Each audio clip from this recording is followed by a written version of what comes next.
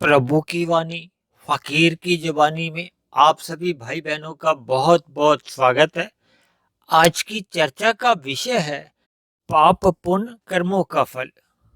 देखिए, अक्सर समाज में ऐसा देखा गया है कि लोग पुण्य की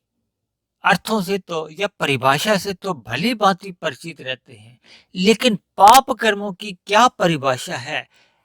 वास्तव में उनका उसे बोध ही नहीं होता। और जब मनुष्य को जिस बात का बोध नहीं रहता तो ऐसे कर्म वो अनजाने में भी कब कब कर जाता है, उसको स्वयं को भी पता नहीं चलता। 84 लाख तरह की जोनियां हैं और उन सभी जोनियों में केवल और केवल मनुष्य जोनी में ही काम भाव से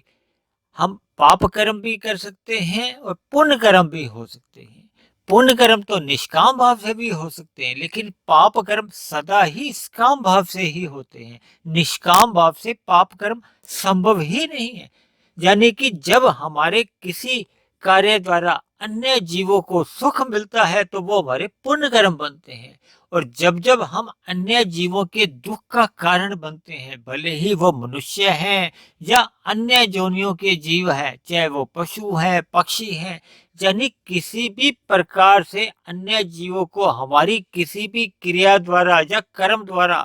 पीड़ा होती है, कष्ट होता है, तो ऐसे सभी हमारे कर्म पाप श्रेणी में आते हैं। अक्सर ऐसा देखा जाता है कि मनुष्य संसारी आकर्षणों से आकर्षित होता हुआ रजोगुण में रहता हुआ धर्मानुसार कर्म ही नहीं करता, बल्कि सतोगुण के अभाव में यानी कि सत्संग के अभाव में कब वह तमोगुण में गिरकर पाप कर्म कर जाता है, यानी कि अन्य जीवों के साथ छल कपट ठगी हेरा फेरी जैसे अन्यायपूर्ण कर्म करता हुआ पाप कर्म इतने अधिक कर जाता है उसको स्वयं को भी पता नहीं चलता। ये मेरी आप सभी भाई बहनों से विनती है कि पाप कर्मों से बचने के लिए सदा अपने आप को सतोगुनी अवस्था में यानी सत्संग में रखिए।